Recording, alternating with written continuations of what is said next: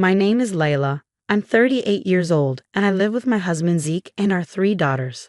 I've been estranged from my family for about 20 years. I have parents and an older sister named Melissa. From the outside, we appeared to be a close-knit family, but in reality, I felt isolated. I've always been shy and introverted and not particularly striking in appearance. I struggled to stand out and had only a few friends during my school years. In contrast, my sister was outgoing and always surrounded by friends, thanks to her good looks. My parents seemed proud of her and favored her in many ways. For example, when we were shopping for hair accessories, I said I wanted the pink one. But Melissa threw a fit, insisting, "I want the pink one too. It looks better on me than on Layla." My parents told me to give in, saying, "Let your sister have it. We'll buy you the blue one." Melissa always got new stuff while I got her hand-me-downs. Seeing my parents' favoritism, Melissa started treating me coldly. She even told me not to talk to her at school because she didn't want people to know I was her sister. That hurt deeply. As I got older, I felt the disparity between us more and more. I decided that once I graduated high school, I would leave home for good. Melissa went to an expensive private college and my parents struggled to pay her tuition. They told me, "We can't afford to send you to college. You'll have to figure it out yourself." I had no plans to go to college, so I told them I would move out and find a job after high school. They didn't seem to care. In fact, they even asked me to send them money once I was settled. I finally snapped. "After all these years of favoring Melissa, now you're asking me for money? I'm never coming back." My dad yelled at me, "After all we've done for you, how dare you talk back? You're dead to us." I left home right after graduating high school, taking only a few belongings and a small amount of money saved from my part-time job. I felt overwhelmed but determined to never go back. I managed to build a life for myself in a new place. The company that hired me right after high school didn't pay much, but the people were kind and supportive. I felt fulfilled every day. The building where I worked contracted with a cleaning service, and that's how I met my husband Zeke. At first, we just exchanged greetings, but over time, we started making small talk. One day, he asked me out for dinner. I had always been drawn to his warm smile and diligent work ethic, so I accepted his invitation without hesitation. We went out several times, and after our third dinner together, he confessed his feelings, and we started dating. My relationship with Zeke was going well, and on our 3rd anniversary, we decided to get married. I thought it might be time for a family meeting, even though I wasn't thrilled about it. So I contacted my parents for the first time in years. Hearing their voices again brought back some memories. I told them about my upcoming wedding. "We only have one daughter, so what if you're getting married?" My dad's response was shocking. I was speechless and hung up the phone, tears streaming down my face. Even my wedding news was met with such indifference from my own parents. Zeke saw me crying and came over, comforting me with a gentle touch on my back. I told him about the phone call, and he looked sad. "Don't worry, Lee. You have me now, and my parents are thrilled you're joining our family." He hugged me tightly. "That's right, I'm not alone anymore." I decided to focus on the positive and enjoy my life going forward. My in-laws were incredibly kind, much warmer than my own family. A couple of years later, our first daughter was born, and we were living fulfilling lives. One day, years after cutting ties with my family, I received a call. It was from my dad. I hesitated but answered, thinking it might be urgent. He sounded unusually cheerful. "Hey, Layla, how have you been?" my dad asked. "I'm doing well. I have a daughter now," I replied. "Never mind that. Your sister is getting married." I was shocked that my news about having a child was dismissed so easily, but I kept my composure. "That's great news. Congratulations," I said. My dad seemed pleased. "She's marrying a wonderful man, a businessman who owns several companies." Then came the unexpected invitation. "There's a wedding in 2 months. You should attend." I couldn't believe how insensitive he was. When I got married, the only people who celebrated with us were Zeke's family. I couldn't even invite my own family. Why should I attend my sister's wedding when you couldn't even offer me a single congratulatory word on mine? I asked. My dad replied, annoyed. It would be embarrassing if her in-laws thought she had an uncouth sister who couldn't attend her own wedding. "Make sure you come." He quickly told me the venue and date, then hung up. I felt somewhat obligated to attend. So I decided to go alone, leaving our daughter in Zeke's care. I had some time to kill before the meet and greet my dad had told me about, so I thought of hanging out at the hotel cafe. That's when I saw a familiar woman walking from the back of the lobby. It was my sister. "Layla, what are you doing here?" She seemed surprised to see me. "Congratulations on your wedding. Dad told me to come." Her eyebrows furrowed. "I told him not to invite you."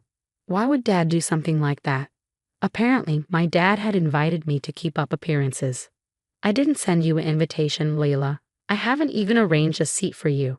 I felt sad again, being treated this way after making the effort to come. "If I'm not invited, I'll go home. I left my daughter with my husband to be here. Please explain to Dad," I said. As I was about to leave, my sister seemed to remember something. "By the way, Layla, you're married too, right? What does your husband do?" When I told her he was in the cleaning business, she scoffed.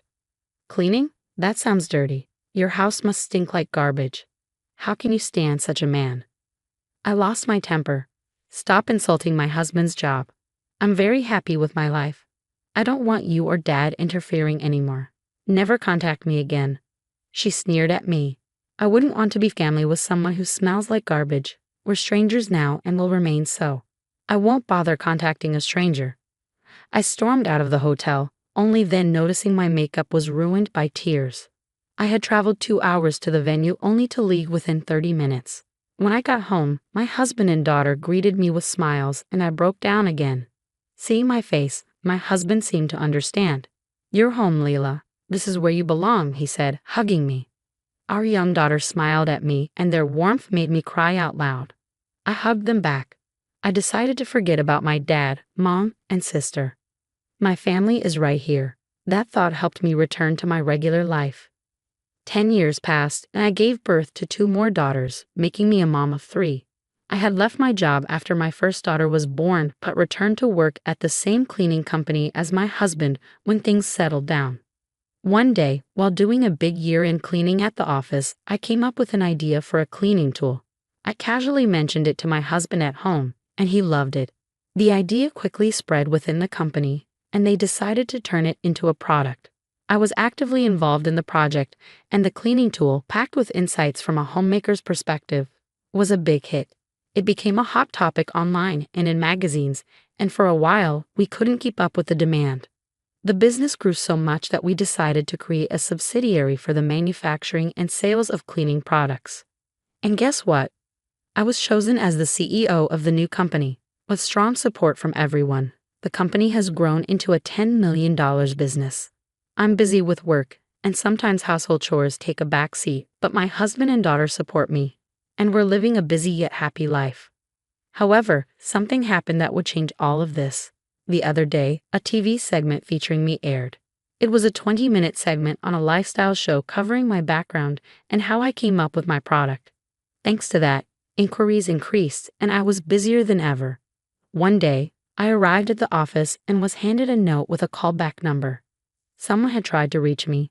I thought it might be another interview request, but when I looked at the number, my breath caught. It was my sister. I had blocked her and my parents' numbers after the wedding fiasco. She must have called the office after seeing my success on TV. I was wary. I debated calling her back, but decided to do so to avoid further disruptions at work. "Layla, long time no see," she greeted me casually. Annoyed by her casual greeting, I asked what she wanted. "You seem to be making good money now. How about helping us out a bit?" I was even more irritated. "Why would I do that now?" She retorted, "Don't act so high and mighty just because you're successful. My husband can make way more money than you if he had the capital. So give us some investment money." "There's no reason for me to invest in your husband's business. Don't call me again." I hung up furious. The call drained me emotionally, bringing back unpleasant memories. Just as I was trying to refocus on work, another call came in. This time, it was Dad. "Why won't you help your sister financially? She's your only sister," he yelled as soon as I picked up. "Have you forgotten what happened at the wedding? After all that, you expect?" He cut me off. "Stop bringing up the past. That's why you're so gloomy." I was dumbfounded by his audacity. "My family consists of my loving husband and daughters. You're not my family anymore. Goodbye." I hung up, ignoring his protest. I thought that was the end of it, But I was wrong. My parents and sister showed up at my office. The receptionist was flustered as she came to get me. Showing up at my workplace is beyond inappropriate. Leave, I said. But Dad insisted. Come on, we're family. Let's continue our conversation from the other day. Not wanting to cause a scene at work, I contacted my husband, and we decided to meet them at home. The tension was palpable as both families gathered. I hate to be blunt, but you're here to ask for money, right? I don't have a single dollar for you. I took the lead. They laughed as if I was a joke. We're your blood relatives, Layla. If you're making money, we have a right to some of it, my sister said, and her husband nodded. With some financial help, I can run a business much more successfully than you. My brother-in-law spoke down to us. His rudeness confirmed he was cut from the same cloth as my sister and parents. The only connection I have with you is blood. I have no reason to help someone who's essentially a stranger to me. I tried to keep my voice steady, but anger made it quiver. Then let's stop being strangers from today. We'll be family again, my sister said almost mockingly. Just as I was about to retort, my husband gently placed his hand on my shoulder and stood beside me. Layla is already part of our family. We don't need you to be happy. In fact, aren't you the ones who need us? He spoke calmly but firmly, looking straight at my parents and sister. Shut up. You're just a janitor, right? Surrounded by garbage all day, and you dare to act superior? My husband is a businessman, not like you. My sister yelled, her face red. My husband replied, don't belittle janitorial work. It's an honorable job that keeps our community clean. Zeke is the CEO of the parent company of my business. My sister screamed in surprise. What, Leela? You never mentioned that. I thought he was just a janitor. Seeing the shocked faces of my parents and sister, I couldn't help but laugh. He wasn't the CEO when we got married. It was originally his father's company. Their faces turned sour. My husband continued, and if your husband is such a great businessman, he shouldn't need our financial help. My sister and her husband tried to respond but were at a loss for words. I took a deep breath and said, this is the last time we'll talk. We're fine being strangers. If you make a scene, I'll call the police. They glared at me, but my husband stepped in front of me and stared back. They left without another word. Later, my husband shared some surprising news. His company had business dealings with my brother-in-law's company. He decided to cut all ties. My brother-in-law came to apologize, but my husband didn't accept it. It seems that my brother-in-law's company, which lost its business partners, was unable to survive and went bankrupt, struggling with massive debt. My sister and her husband eventually divorced. Moreover, my dad, who had been receiving financial help from them, had prematurely retired without consulting anyone. Now he couldn't find a job due to his age. My parents' marriage was also on the rocks. My sister, now divorced and back at our parents' home, was barely making ends meet with a part-time factory job. As for me, my work is going well, and my family is happy. We're planning a long family vacation with my in-laws. I'm grateful for the happiness I have and plan to cherish every day.